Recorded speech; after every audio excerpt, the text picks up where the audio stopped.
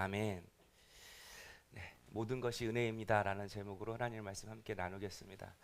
오늘 말씀은 사울왕이 신접한 여인을 찾는 내용입니다.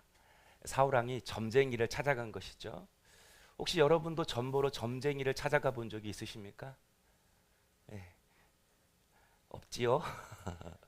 저는 점쟁이와 같이 살았던 적이 있었습니다.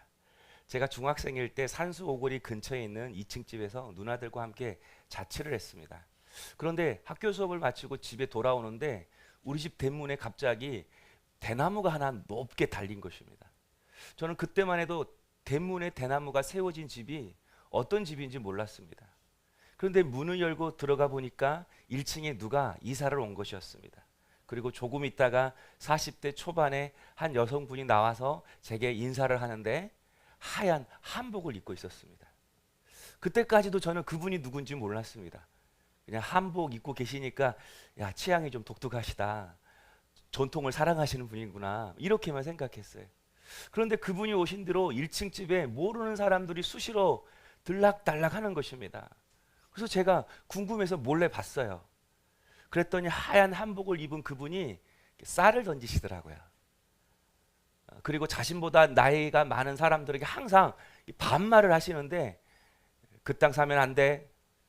지금 남편이 바람 피우고 있어. 바람기 잡으려면 지금 끌고 다니는 잡신 굿해서 물리쳐야 돼. 뭐 이런 이야기 하더라고요. 그때 비로소 대문에 대나무를 세워진 집이 무슨 집인지를 알았습니다. 점쟁이 집이었습니다.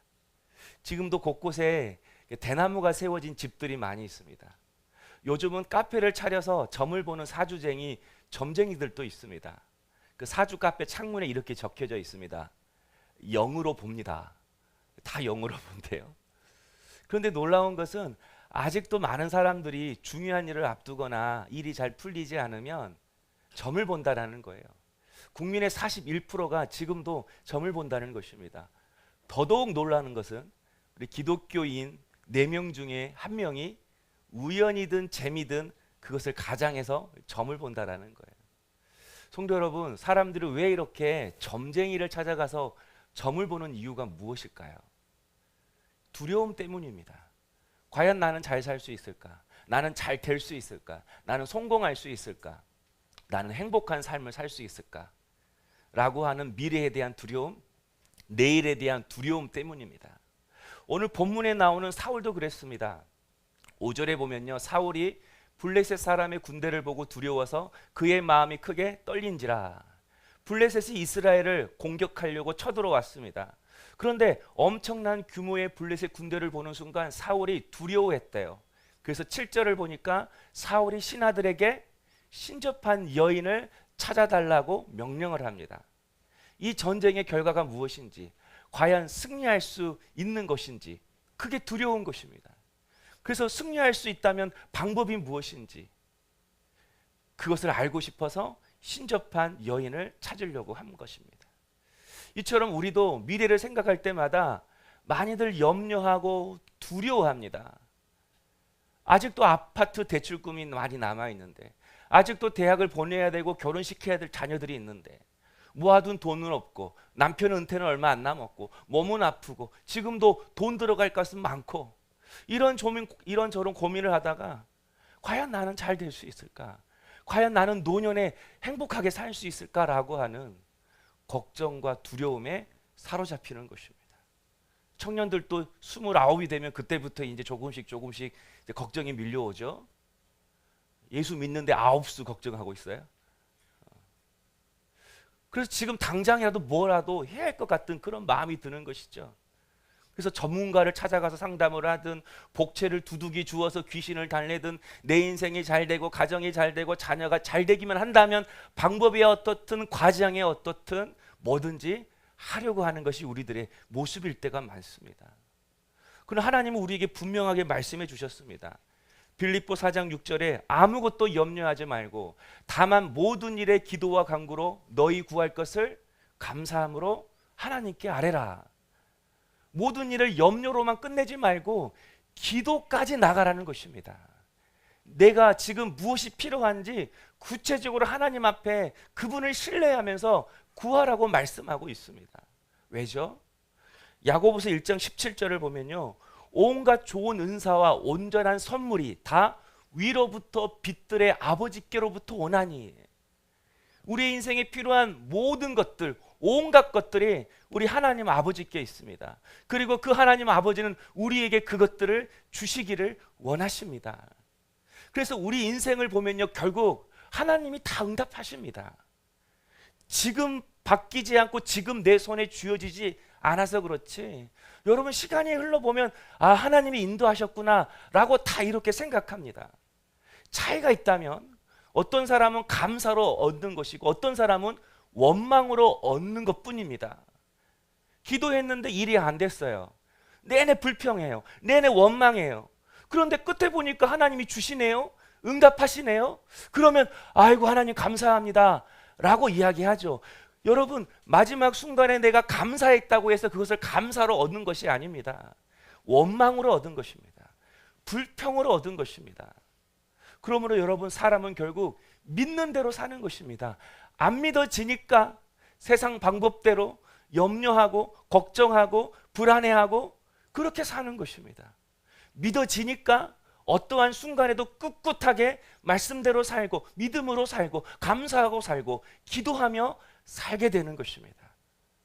여러분도 믿음으로 살아지기를 주의 이름으로 축복합니다. 그런데 많은 사람들이 하나님이 응답해 주시지 않아서 내가 세상 방법으로 살 수밖에 없어요 라고 이야기를 합니다. 하나님께서 말씀해 주시지 않기 때문에 내가 고생하고 잘못된 길로 들어섰다고 우리는 그렇게 변명을 합니다. 그러나 여러분, 오늘 본문에 나오는 사울이 그렇게 살고 있습니다. 6절에 보니까요, 사울이 여호와께 묻자오되 여호와께서 꿈으로도 우림으로도 선지자로도 그에게 대답하지 아니하심으로, 사울 왕이 바로 점쟁이 찾아간 게 아니었습니다. 알고 보니까 누구에게 먼저 기도했어요? 하나님께 먼저 기도했대요. 그런데 하나님이 아무런 대답도 하시지 않으니까 누구 찾아갔다고요? 점쟁이 찾아갔다고 사울이 지금 이야기하고 있는 것입니다.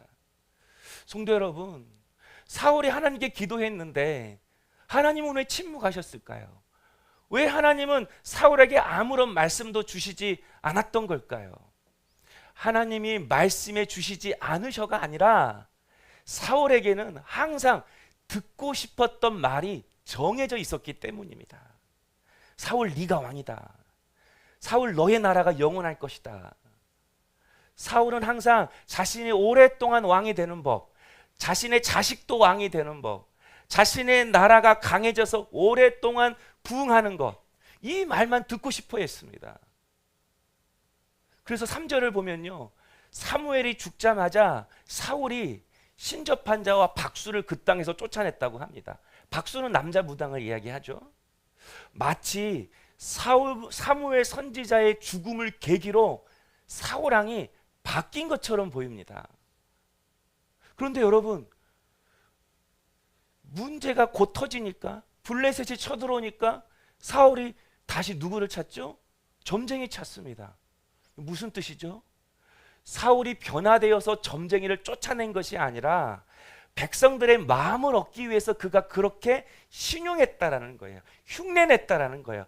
잡아, 다윗은 힘드니까 블레셋에서 도망갔지, 나는 이렇게 점쟁이들 쫓아냈어. 사무엘 선지자를 존경하고 사랑했던 그 백성들에게, 야, 역시 믿음 좋은 사람은 사울 왕이었네, 율법을 잘 지키는 사람은 사울 왕이었네, 그 말 듣고 싶었던 것입니다. 그래서 선지자 쫓아낸 흉내 내는 거예요. 사울은 한 번도 자신이 어떻게 해야 하나님이 기뻐하시는 왕이 될 수 있는지, 자신이 어떻게 이 나라를 다스려야 이 나라가 하나님이 기뻐하시는 하나님 나라가 될 수 있는지, 하나님의 뜻, 하나님의 마음에는 아무 관심 없었습니다. 그래서 아무리 하나님이 말씀해 주셔도 안 들리는 겁니다. 삶의 목적이 거룩이 아니라, 구별된 사람이 아니라, 십자가 아니라 오직 내 행복, 내 성공이니까 말씀해 주셔도 못 듣는 것입니다. 그래서 결국 점쟁이 찾아가서 듣고 싶은 말 듣는 거죠. 지금 서울 온누리교회를 담임하시는 이재훈 목사님이 초등학교 3학년 때 목사님의 말씀을 듣고 은혜를 받았다고 합니다. 목사님이 설교 중에 이방인같이 중언부언하지 말라. 하나님은 너희가 구하기도 전에 너희에게 필요할 것을 다 아시니라. 이 말씀을 하시는 순간 초등학교 3학년인데 이게 이해가 되고 믿어지고 확신이 오더래요. 야, 우리 하나님은 내가 기도하기 전에도 다 아시구나. 내 필요를 다 아시구나. 그런 믿음의 확신이 오더래요. 그래서 그때부터 기도를 안 하기 시작했다고 합니다. 하나님은 다 아시니까. 그래서 문제가 생기면 하나님 다 아시지요? 이렇게 했다라는 거예요. 무슨 위기가 찾아오면 하나님 아시지요? 그렇게 대학생이 될 때까지 항상 자리에 앉으면 하나님 아시지요? 라고 그냥 그렇게 말만 하고 일어섰대요. 그런데 대학생이 되어서 예전처럼 똑같이 기도하던 어느 날 하나님 다 아시지요? 라고 이렇게 말하고 일어서려고 하는데 하나님이 말씀하시더래요. 그래, 나는 다 안다. 그런데 너는 다 아냐? 너의 지금 형편이 어떤지 너는 아냐? 너에게 지금 진짜 필요한 것이 무엇인지, 너의 문제가 무엇인지, 네가 걸어갈 길이 무엇인지 너는 아냐? 이렇게 물어보시더랍니다. 이제까지 목사님은 기도를 자신의 소원과 필요를 하나님께 아뢰는 것으로만 생각을 했던 거예요. 그런데 기도는 하나님께 나의 필요를 아뢰는 것과 동시에 하나님의 생각이 무엇인지, 날 향한 하나님의 뜻이 무엇인지, 그 하나님의 뜻 앞에서 내가 어떻게 빚어지고 내가 어떤 길로 걸어가야 하는지를 듣고 깨닫는 시간이 기도라는 것을 깨닫게 되었다고 합니다. 성도 여러분, 하나님은 여러분의 필요를 다 아십니다. 구하기 전에 하나님은 여러분에게 있어야 할 것을 다 아십니다. 아멘이시죠? 아멘? 그렇다면 여러분도 다 아십니까? 날 향하신 하나님의 뜻이 무엇인지, 내가 지금 진짜 구해야 할 것이 무엇인지, 내가 고쳐야 할 것이 무엇인지, 내가 무엇을 세우고 누구를 살려야 할지 여러분 정말 아십니까? 말씀 묵상을 하고 나서 여러 권사님들이 저에게 이런 말씀을 하시더라고요. 목사님, 저는 하나님의 음성이 육성으로 들리는 것으로만 생각했어요. 김용기 목사 야 이렇게. 그런데 꼭 당일이 아니더라도 말씀 묵상을 하면 어느 날 갑자기 자신이 읽고 묵상했던 그 말씀을 통해서 질문을 걸어오시더랍니다. 그리고 내가 너를 이렇게 인도했어. 내가 너를 이렇게 사랑했어. 내가 너에게 이런 뜻이 있어. 이렇게 말씀하시더래요. 그래서 목사님이 가끔씩 하나님이 말씀을 통해서 저에게 질문을 걸어오셨어요 라고 하는 이 말이 이해가 되더랍니다. 성도 여러분, 하나님은 정말 다 아십니다. 내 이름을 아십니다. 내 속에 있는 깊은 생각도, 내 안에 있는 감춰진 나의 어두운 생각도 속속들이 그분은 다 아십니다. 내 안에 미래만 생각하면 어둡고 불안해하고 걱정되는, 그래서 어떻게 해야 할 줄 모르며 살아가는 사울왕이 내 안에 있다라는 것도 하나님이 아십니다. 그러므로 하나님으로부터 들어야 합니다. 하나님께로부터 깨달아야 합니다. 그래서 고난도 축복이라는 거예요. 고난은 하나님의 메가폰이라고 그러잖아요. 고난을 통해서 하나님의 말씀이 들리는 것입니다. 전에는 안 들려요. 관심이 없었어요. 그러나 고난이 오니까 더 이상 내 힘으로 뭔가를 할 수 없는 그것을 깨닫게 되니까 그때 눈을 들어 그분을 보게 되는 거죠. 귀를 기울이게 되는 거죠. 그래서 집중하니까 들리는 것이죠. 그러면 여러분, 하나님의 심판은 다른 것이 아닙니다. 재정에 어려움이 있고 몸이 아프고 뭔가 안 풀리고 이것이 하나님의 심판이 아닙니다. 진정한 하나님의 심판은 내 눈과 귀가 어두워지는 거예요. 내 마음이 돌과 같아서 말씀이 안 깨달아지는데 그냥 내버려지는 거예요. 그래서 자신이 원하는 대로 살고 자신이 원하는 것을 듣고 자신이 하고 싶은 대로 해도 하나님이 그냥 내버려 두는 거예요. 아무 관심 없이. 자신의 삶에만 관심이 있고 영적인 일에는 무관심하게 그냥 내버려 두는 것입니다. 성도 여러분, 사울왕도 처음부터 이런 사람이 아니었어요. 사울왕은요, 막상 성경을 보면 이스라엘 역사상 가장 위대한 왕이었습니다. 다윗보다도 더 훨씬 위대한 사람이었어요. 그는 키도 컸고요, 잘생겼고요, 아버지 말을 굉장히 잘 듣는 착한 젊은 청년이었습니다. 아무것도 없는 상태에서 군대를 세웠고요, 아무것도 없는 상태에서 나라를 세웠습니다. 성경에 보면 사울이 두려워했다, 제사장 죽였다, 이런 부정적인 말이 있는데, 사울 이야기를 보면요, 사울이 전쟁에서 한 번도 접은 적이 없어요. 무엇보다 그는 영적인 사람이었어요. 사무엘상 10장 11절을 보면 이렇게 나와 있습니다. 전에 사울을 알던 모든 사람들이 사울이 선지자들과 함께 예언함을 보고 사울도요, 사무엘 선지자처럼 예언을 했대요. 그러니까 우리처럼 그런 게 아니라 사무엘 선지자처럼 사울 왕도 하나님과 직통으로 계시를 주고받고 했다라는 거예요. 그리고 전쟁을 하기 전에는 항상 예배드렸습니다. 그리고 전쟁 중에도 상황이 어려우면 금식도 했습니다. 오늘 말씀을 다 읽지 않았지만 28장 내용을 보면 지금 블레셋 군대가 쳐들어오니까 사울 왕이 금식하고 있습니다. 이처럼 사울은요, 왕이었고요, 성품도 좋았고요, 신앙도 좋았고요, 예언을 할 정도로 성령의 은사와 능력이 있는 사람이었어요. 정말 모든 사람들이 부러워하는 신앙인의 자질을 갖춘 사람이 사울이었습니다. 그런데 그런 그가 언제부터인지 다윗을 시기해서 다윗에게 창을 던지기 시작했습니다. 제사장 85명을 죽였습니다. 왕으로서 해야 할 일은 뒤로 하고 다윗만 쫓아다녔습니다. 그리고 결국 오늘 말씀처럼 이제는 점쟁이 찾아가서 자신의 인생의 길이 무엇인지를 점쟁이한테 물어보고 있습니다. 성도 여러분, 사울 왕이 왜 이렇게 된 것입니까? 왜 이렇게 더 이상 하나님의 말씀을 듣지 못하는 지경까지 온 것입니까? 왜 하나님께 버림받은 왕이 된 것입니까? 사무엘상 15장 23절에 그 이유가 나옵니다. 주보에도 제가 기록했는데요, 왕이 여호와의 말씀을 버렸으므로 여호와께서도 왕을 버려 왕이 되지 못하게 하셨나이다. 사울이 뭘 버렸다고요? 여호와의 말씀을 버렸기 때문에 하나님이 당신을 왕에서 버렸다라고 사무엘 선지자가 이야기합니다. 여러분, 사울이 하나님의 말씀을 버렸다, 이 말은 사울 왕이 모든 하나님의 말씀을 버렸다, 그분의 말씀을 아예 안 들었다, 그런 뜻이 아닙니다. 사무엘상 15장을 보면요, 하나님께서 불순종하는 사울에게 다시 한번 기회를 줍니다. 아말렉을 쳐라. 그리고 조건이 있었어요. 아말렉을 쳐서 승리하면 포로도 전리품도 다 진멸해 버려라. 그래서 사울 왕이 하나님의 말씀에 순종해서 아말렉과 싸웠습니다. 그리고 승리를 거뒀습니다.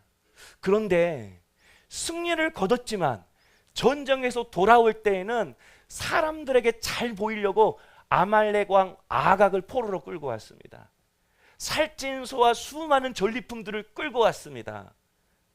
백성들에게 자랑하려고, 백성들에게 나 이런 사람이라고 드러내려고.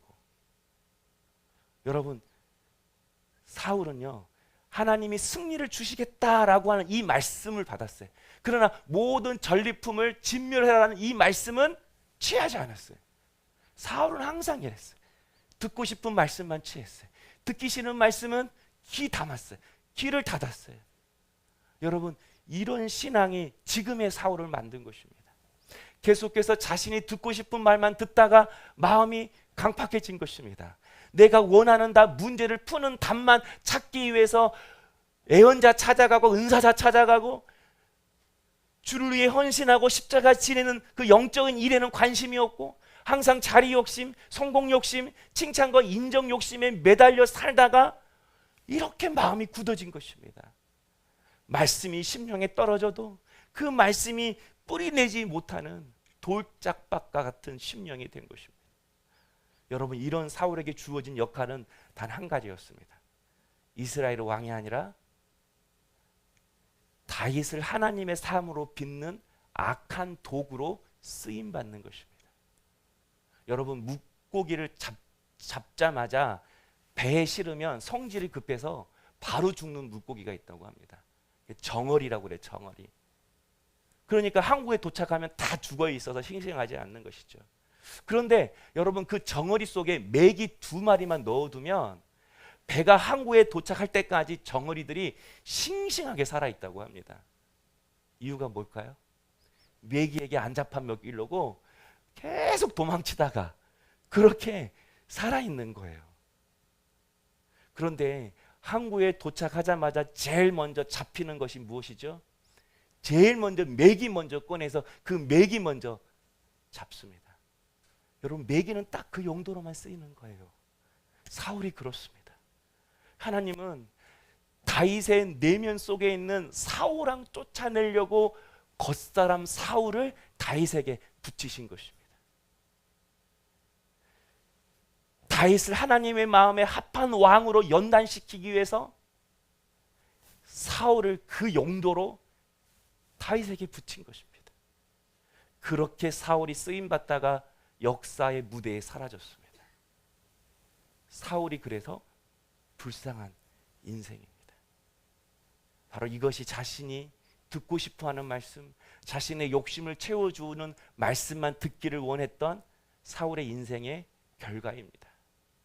우리도 욕심대로 듣고 싶은 것만 듣고 내가 원하는 것만 얻으려고 성경을 찾고 하나님을 찾는다면 우리도 결국 우리의 귀가 닫아져서 이런 사울왕 같은 용도로만 쓰임받는 것입니다.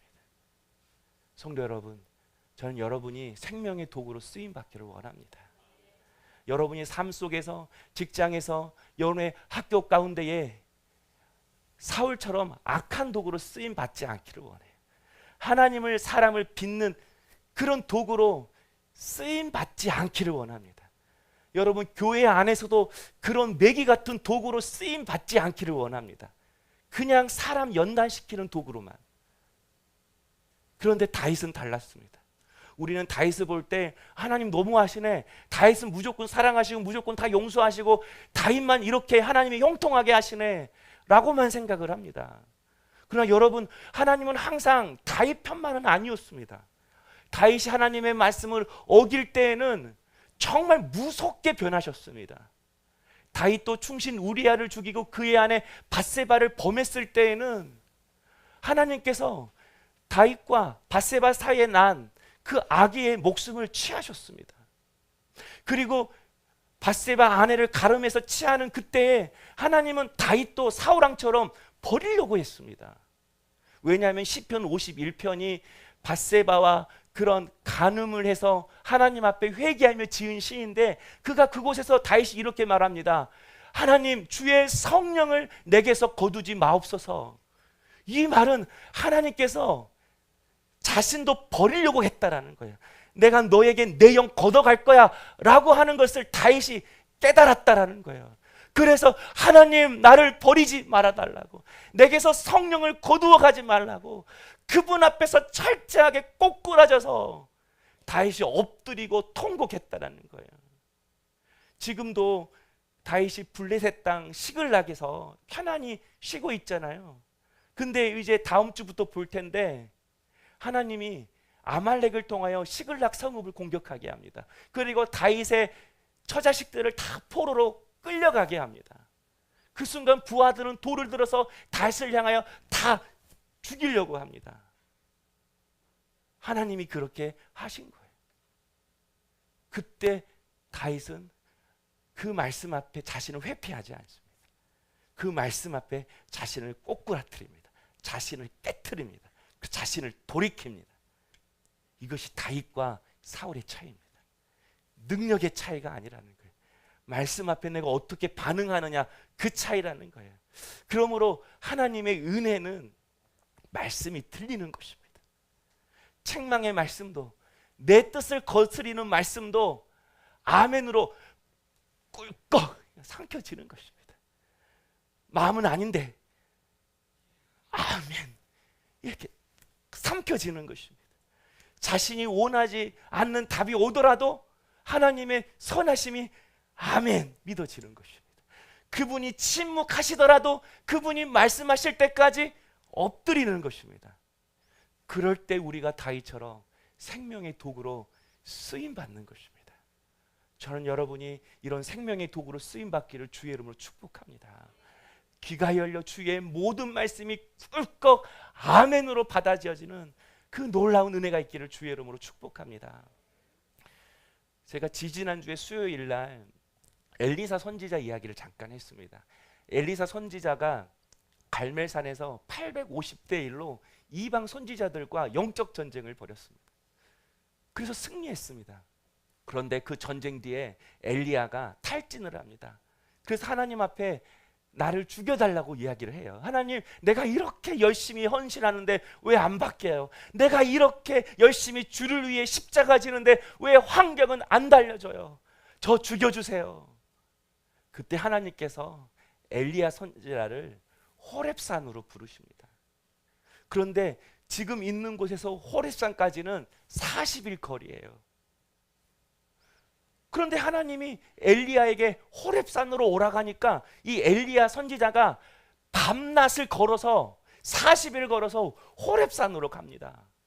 내가 이번에 기어이 하나님 앞에 따질 거야. 기도해도 왜 안 바뀌는지, 내가 이렇게 헌신해도 왜 상황은 안 달라지는지 내가 이번에 기어이 급필고 그분한테 듣고 말 거야. 그래서 40일을 걸어서 호렙산 앞에 섰습니다. 그 순간 강한 바람이 불어옵니다. 그때 엘리야는 그 강한 바람처럼 강한 말씀으로 자신에게 말씀해 주실 줄 알았어요. 그런데 아무런 음성이 들리지 않는 것입니다. 또 잠시 있다가 지진이 일어나는 것입니다. 그 지진처럼 내 생각과 마음을 흔들릴 정도로 그런 강력한 말씀을 주실 줄 알았는데 하나님 또 아무 말씀 안 하시는 것입니다. 그리고 또 갑자기 불이 나타나는 것입니다. 이때는 모세에게 떨기나무 붓꽃을 통하여 말씀하셨던 것처럼 나에게 이 불과 같은 말씀을 주시겠구나 라고 해서 집중하고 주목했더니 또 아무 말씀도 없으신 거예요. 그런데 잠시 후에 세미한 소리가 들렸다고 성경은 기록합니다. 열왕기상 19장 12절에 또 지진 후에 불이 있으나 불 가운데에도 여호와께서 계시지 아니하더니 불 후에 세미한 소리가 있는지라. 세미한 소리가 들렸대요.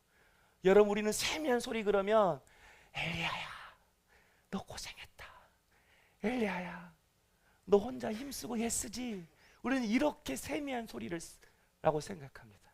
근데 이 세미한 소리가 신이 돌을 쪼는 소리라는 뜻입니다.